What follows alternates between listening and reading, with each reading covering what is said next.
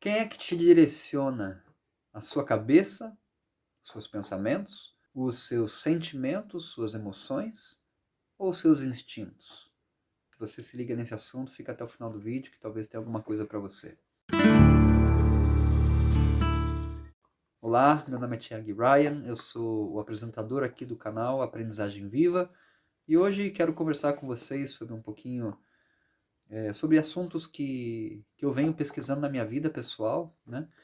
Assuntos que para mim são essenciais à vida humana. Na verdade, sem esses assuntos eu percebo a vida um tanto quanto superficial e tenho isso desde pequeno, mas que queria trazer essa conversa, né, que ainda que seja um monólogo, a gente pode estar interagindo via os comentários, então quero encorajá-los para escrever aí seus comentários, né, o que você achou, o que você não achou. Seja gentil, não, né, use aí palavras educadas, mesmo que você não goste, principalmente se você não gostar desse conteúdo, tá bom? Para a gente continuar nesse bate-papo saudável. Então, é interessante, né, que eu citei no começo do vídeo 3 forças que nos impelem a tomar uma atitude, tomar uma direção, tomar uma decisão, né? Que é a força do pensamento, a força das emoções, do sentimento e a força dos instintos, né? E cada uma dessas forças está ligada a uma parte distinta do nosso cérebro. A gente sabe que o nosso cérebro é dividido em 3 partes, né?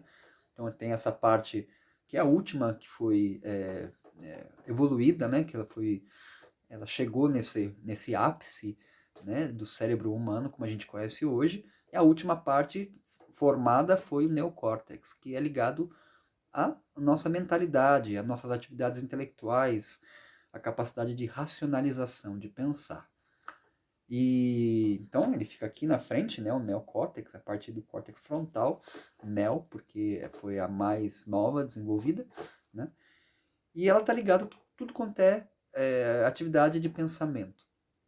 Agora, é muito interessante a gente pensar que o pensamento e o sentimento é uma via de mão dupla. Então, muitas vezes, um pensamento ele é um gatilho para você sentir algo, né?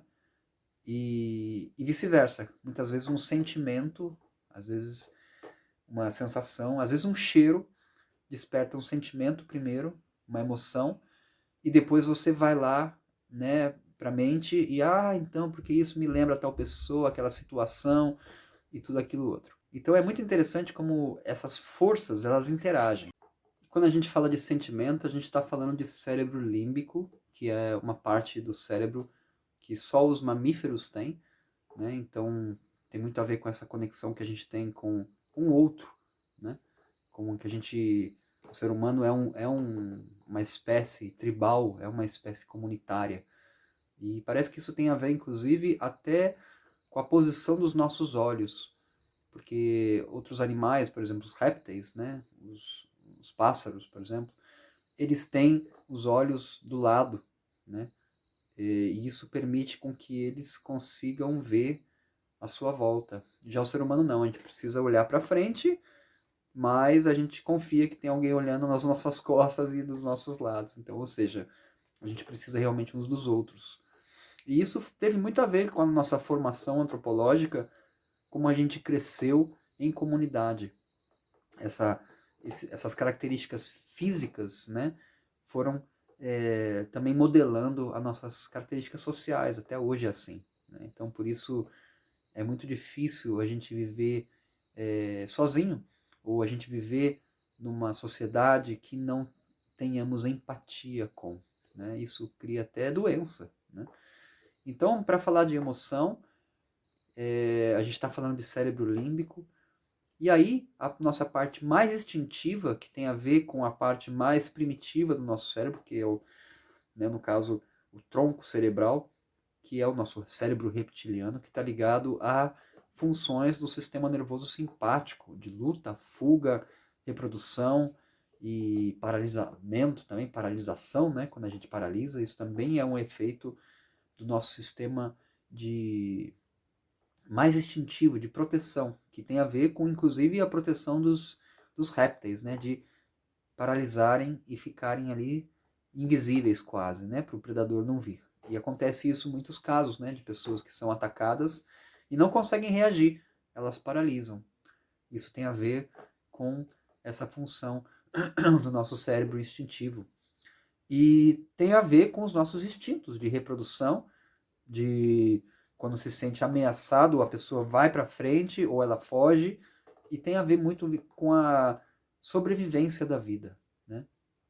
Mas, e muitas vezes, isso também pode nos levar, quando não passa pelo crivo da mente, nem pelo crivo das emoções, né? Será que isso é uma boa emoção para estar alimentando?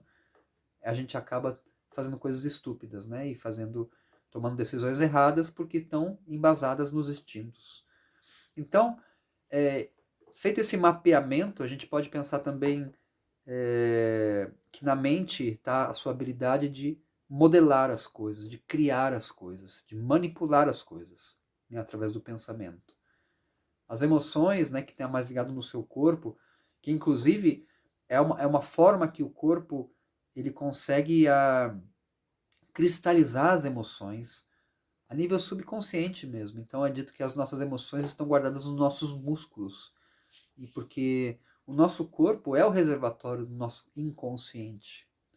De alguma forma muito estranha, muito misteriosa, né?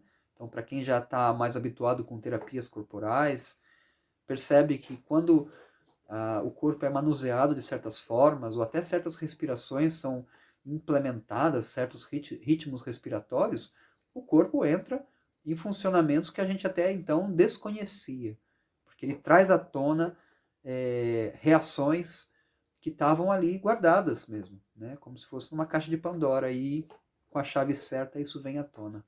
Isso é muito usado em terapias de várias frentes, né? Então, e o corpo também está ligado a essa coisa da emoção, né? Do, do, do sentir, né? Como a gente sente com o corpo. Uma das práticas de meditação budista, o Vipassana, você fica 10 dias observando as sensações no corpo, porque é uma forma também de você não interpretar aquela sensação. E aí que vem a outra parte desse vídeo que eu gostaria de conversar. Quando a gente interpreta uma sensação, é muito fácil a gente começar a contar a história para si mesmo, justificar aquela sensação, aquele sentimento, com, enfim, mil histórias, e ou para se defender, ou para atacar alguém, ou para, enfim, ter um chão, ter uma compreensão, fazer um sentido daquela situação que está te fazendo sentir assim o assado. Só que isso é secundário, isso não, muitas vezes é só uma distração, um hábito, né, da mente querer entender os processos, querer entender as coisas.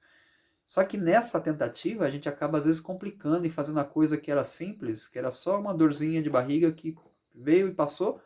Não, aquilo vira né, uma situação para a gente interpretar, para a gente fazer, sei lá, ficar destrinchando situações. E tem gente que tem esse hábito, né? Não, não, mas isso acho que teve a ver com a morte do meu cachorrinho quando eu tinha 3 anos, e começa aqui a mente terapêutica, né? E tudo vira terapia.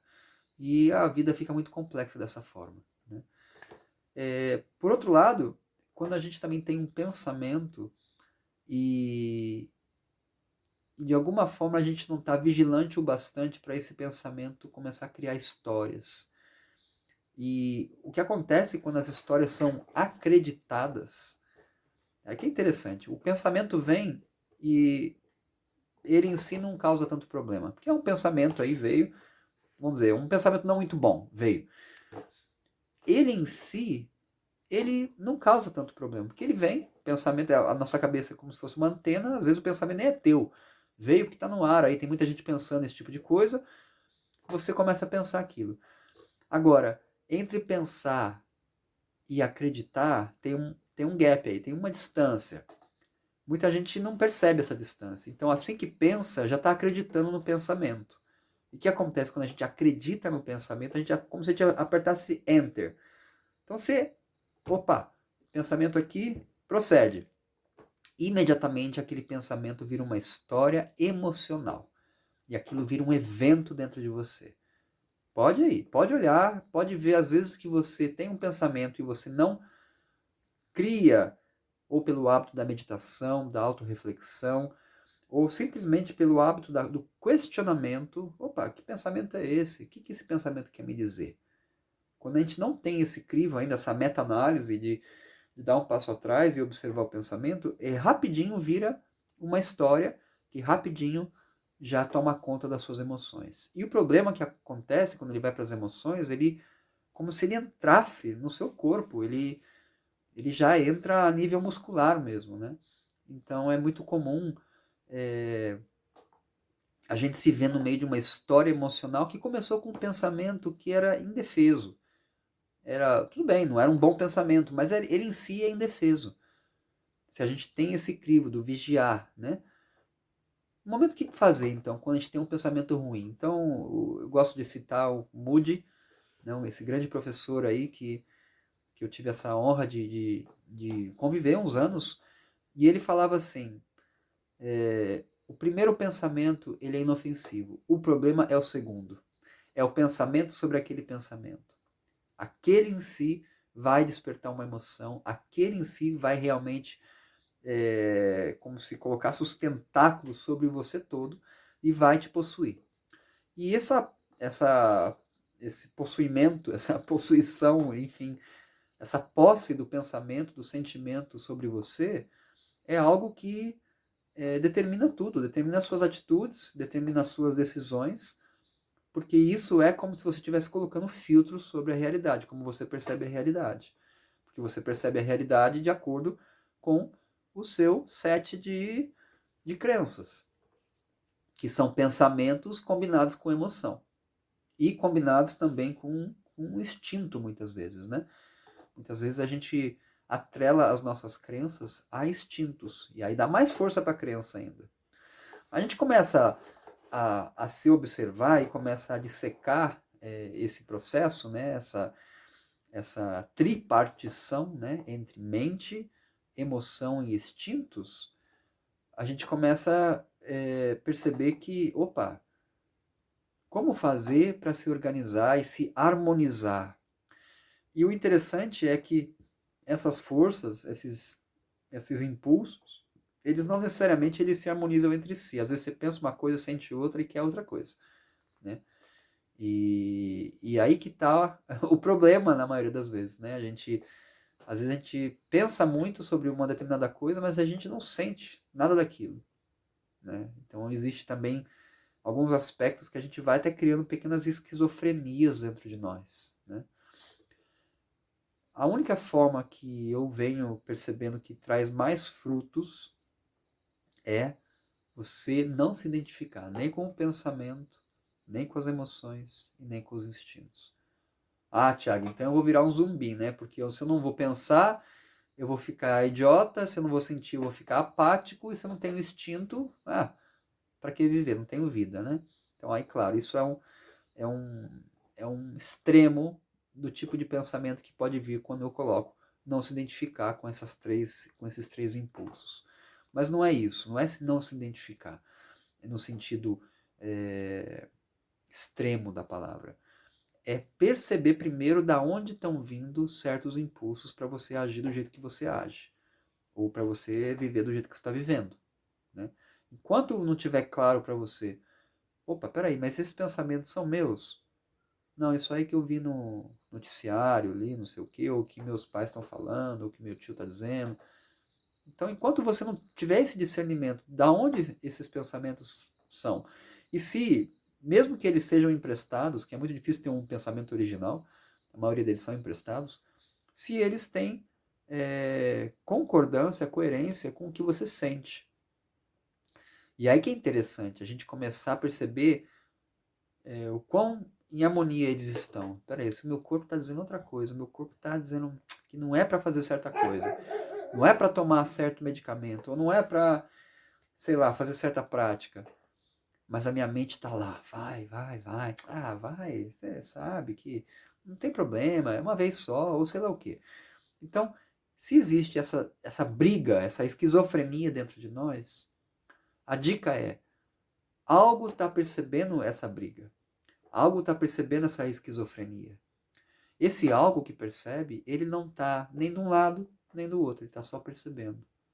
Então, enquanto existe essa desarmonia entre algumas das partes do nosso cérebro, literalmente, é sábio, como o sábio diz, se observar. Então, se aquieta, faz algumas respirações, deixa que essa batalha entre pensamento, emoção e instinto, ela, por si só, por falta de oxigênio de atenção, ela vai se acalmando. E aí, no momento que você se sinta, de novo, a partir de um local que é mais neutro, que ele não está assim, passional sobre alguma coisa, ele não está com sangue nos olhos, como a gente fala, ou ele não está assim, cheio de elucubração e de justificativa. Não, você sente, todo mundo sente esse espaço. Não, agora estou tranquilo. Nesse momento, então, se é o momento de tomar uma decisão, tome essa decisão. A decisão que você sentir, perceber como sendo a melhor, tá? Enfim, espero que esse vídeo possa ter te ajudado e estamos juntos? Até a próxima. Opa, parabéns por ter chegado até o final do vídeo. Espero que essa mensagem possa ter te ajudado, te inspirado de alguma forma. Então, considere se inscrever no canal, dá um joinha para ajudar os algoritmos também a levarem essa mensagem para outras pessoas. Quero também te convidar para ser um membro do nosso portal Aprendizagem Viva. É só ir lá no aprendizagemviva.com, cadastrar o seu e-mail e dessa forma você vai estar mais por dentro das nossas iniciativas. A iniciativa da vez é a Academia Viva, que é uma comunidade de aprendizagem interativa em que a gente vem se encontrando 3 vezes por semana, encontros online e ao vivo, para praticar o respiração. E a cada 15 a gente tem aulões interativos, onde a gente traz assuntos ligados à nossa saúde, à nossa consciência, ao nosso despertar. E mais do que isso, a gente interage. Então é uma comunidade realmente viva. Te convido para conhecer mais as nossas iniciativas. Vai lá então no aprendizagemviva.com, se cadastra lá e vamos ficar mais em contato. Grande abraço, tudo de bom.